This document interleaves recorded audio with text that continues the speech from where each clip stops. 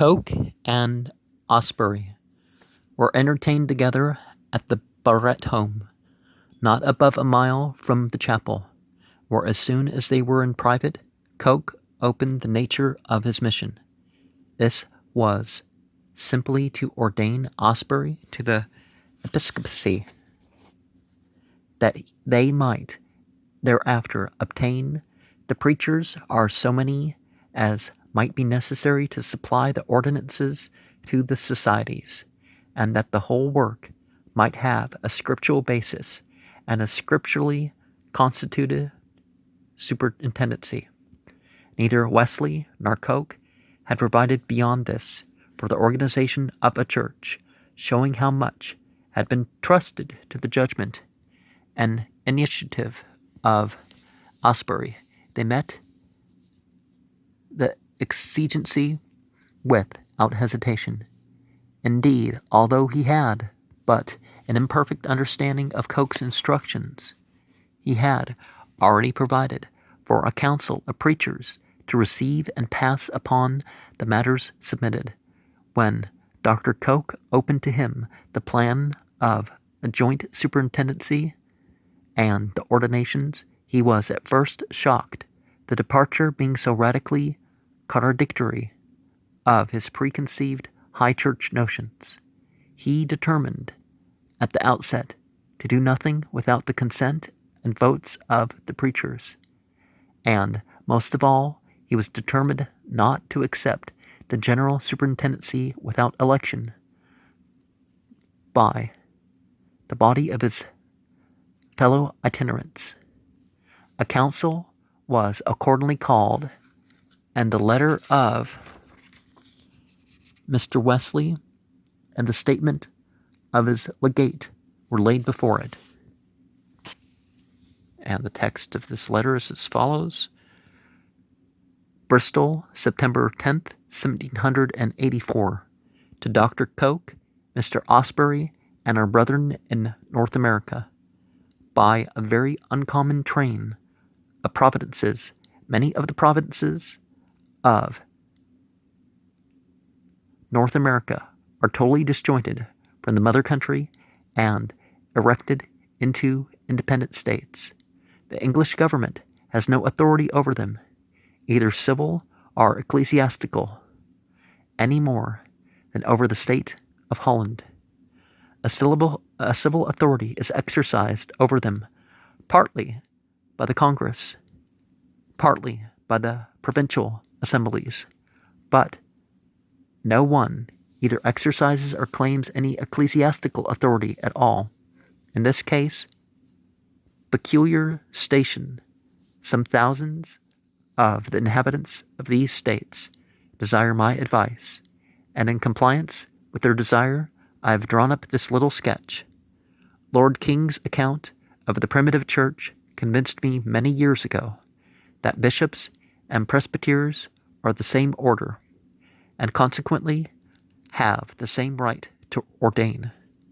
For many years I have been importuned from time to time to exercise this right by ordaining part of our traveling preachers, but I have still refused, not only for peace' sake, but because I was determined as little as possible to violate the established order of the national church to which I belonged. But the case is widely different between England and North America. Here are bishops who have a legal jurisdiction. In America, there are none, neither any parish ministers, so that for some hundreds of miles together there is none either to baptize or administer the Lord's Supper. There's actually kind of a little difference between the one and the other, isn't there? I mean, biblically speaking. Here, therefore, my scruples are at an end, and I conceive myself at full liberty, as I violate no order and invade no man's right, by appointing and sending laborers into the harvest. I have accordingly appointed Dr. Coke and Mr. Francis Asbury to be joint superintendents over our brethren in North America, as also Richard Watcote and Thomas Vassey, to act as elders among them by baptizing and administering the Lord's Supper, and I have prepared a liturgy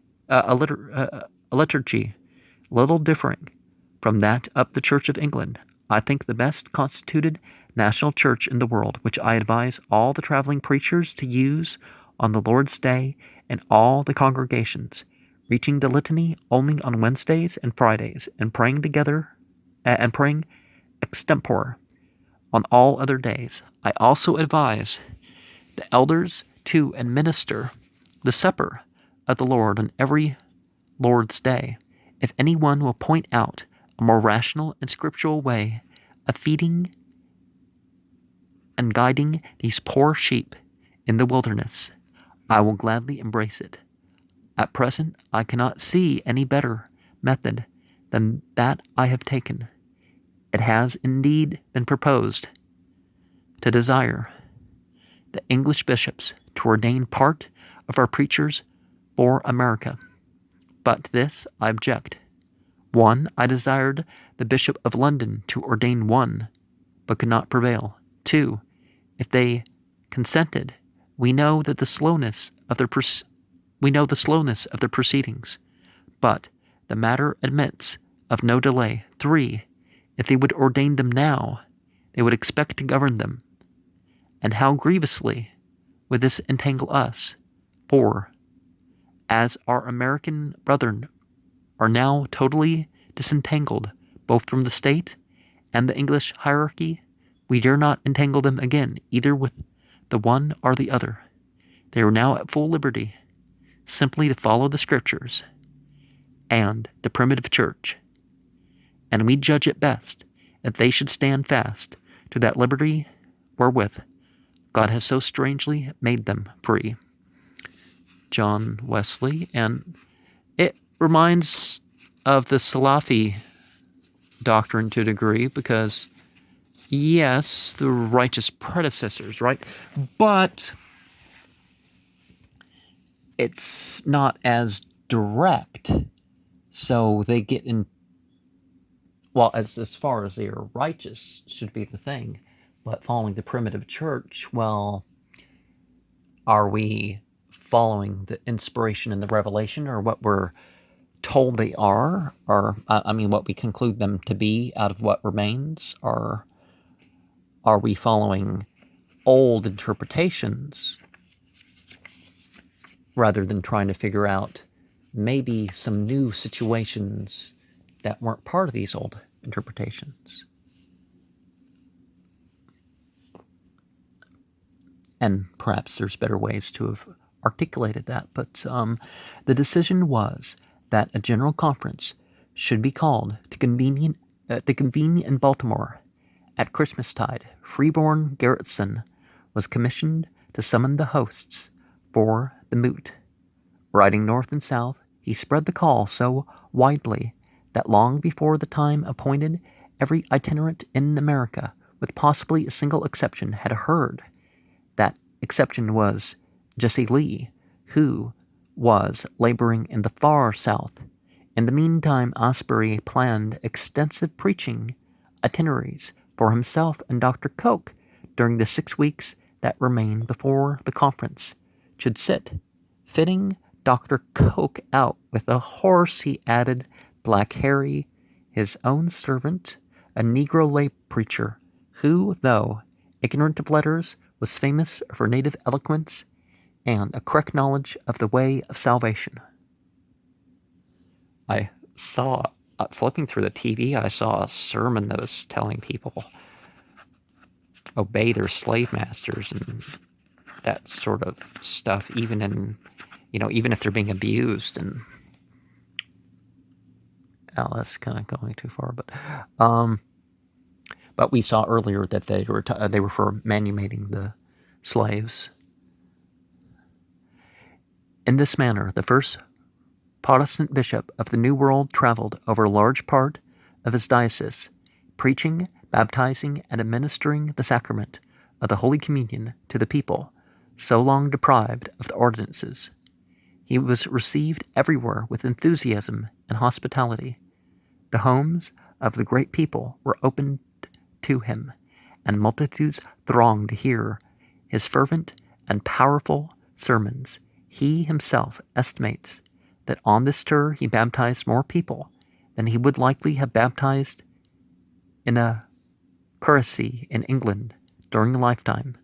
For his own part, Asbury claimed, during much of the tour planned for himself and the companionship of Whatcoat and Vassie.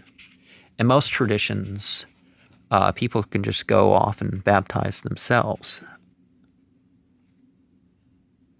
In some forms of Mithraism, this is a communal thing, and it's even done with the blood of a bull.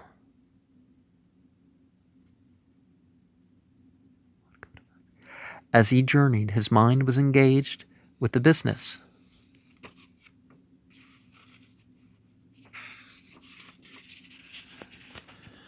So soon to come up in the conference, the preachers he found everywhere were pleased with the plan proposed. Why should they not be pleased? Was it not the very course from which a majority of them had stopped in 1780? Getting stomach's rumbling. I don't know if you can hear it. This time also came when Asbury himself could stay. I am led to think that it is of the Lord, but he was not tickled with the honor to be ganged. He feared there might be danger in the way.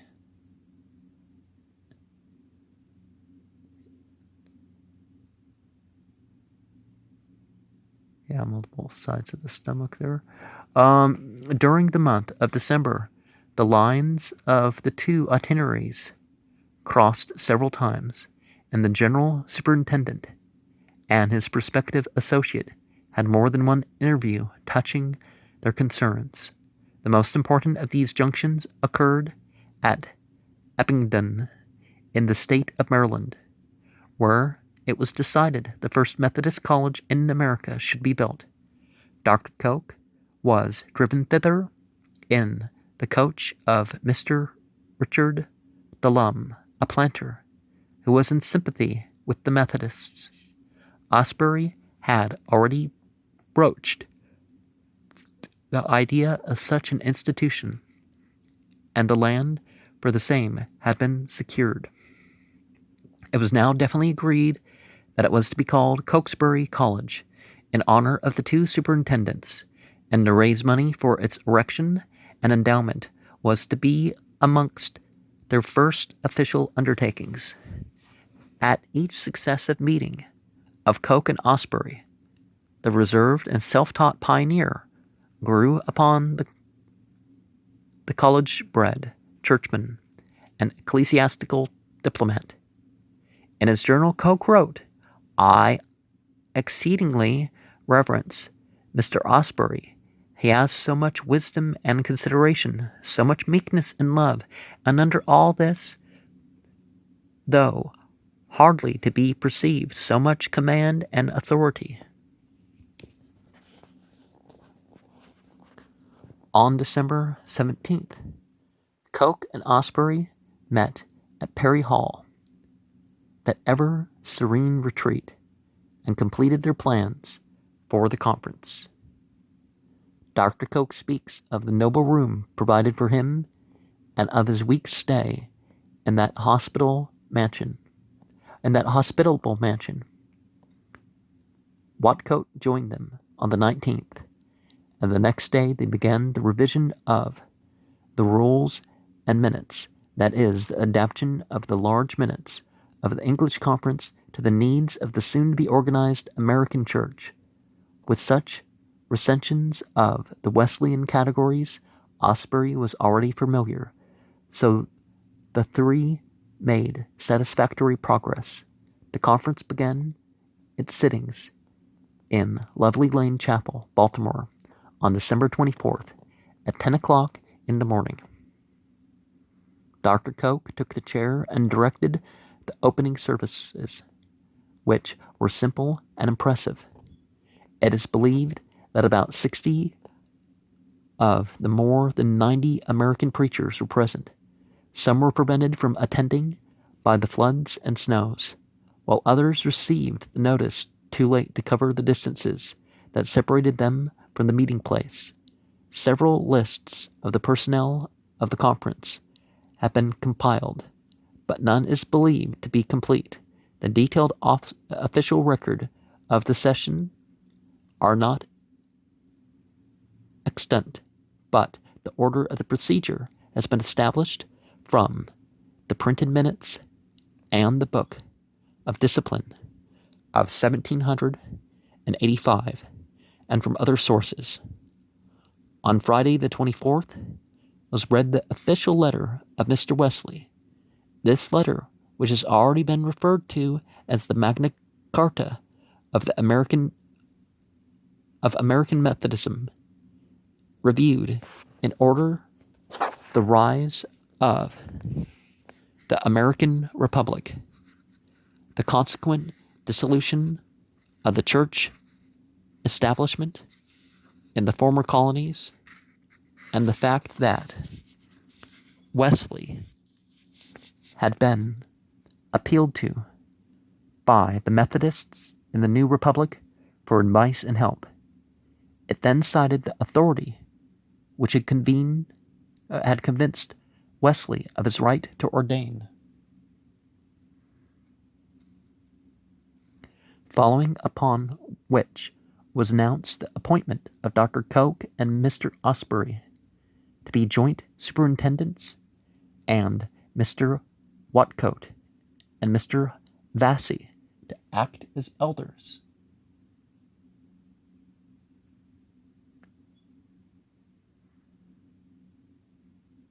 In connection with the work in America, concluding with a friendly challenge and brief summary, the letter commits the societies simply to follow the Scriptures and the primitive church.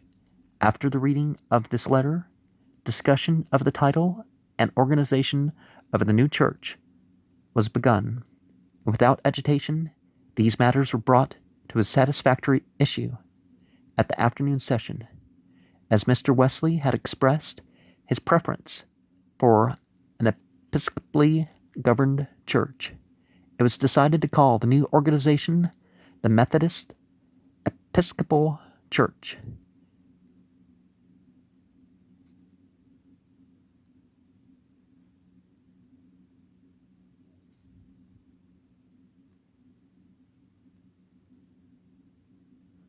Making the episcopal office elective and the elected superintendent or bishop amenable to the body of ministers and preachers. On Saturday the 25th, a vote was taken on the question of the election of Dr. Coke and Mr. Asbury to the superintendency, the vote being affirmative. Mr. Asbury was on the same day ordained by Dr. Coke to the diaconate, the function being attended with preaching and an appropriate ritual. On Sunday, the 26th, he was made an elder by the imposition of the same hands.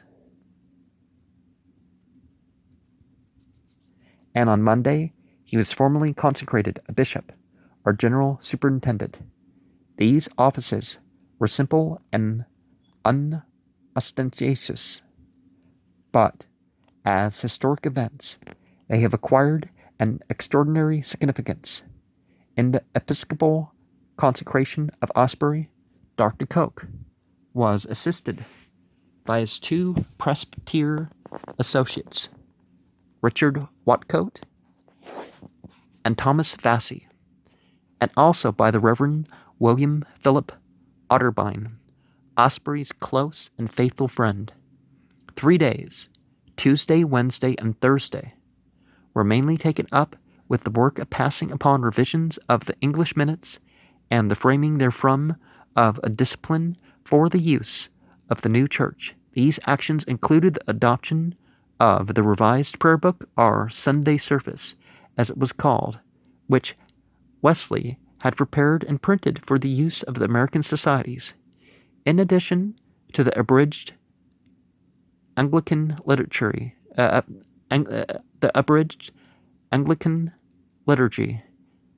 else this book contained the original 24 Wesleyan Articles of Religion, an abridgment of the 39 Articles of the Anglican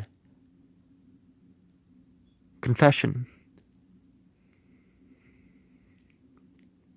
The conference added an article of the rulers of the United States of America, which is 23 of our confession, thus making the number 25, hence the 25 articles.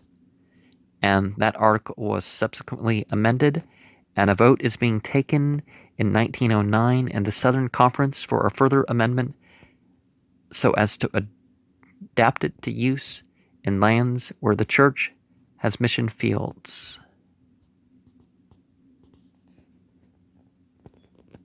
I don't know the outcome of that, actually. This work ended the conference proceeding.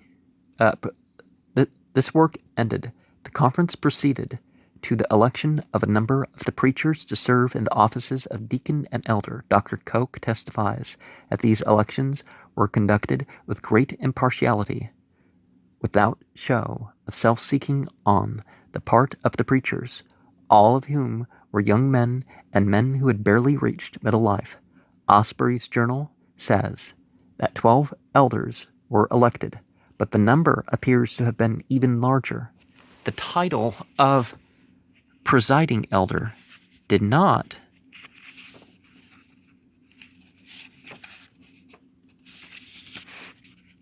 then come into use.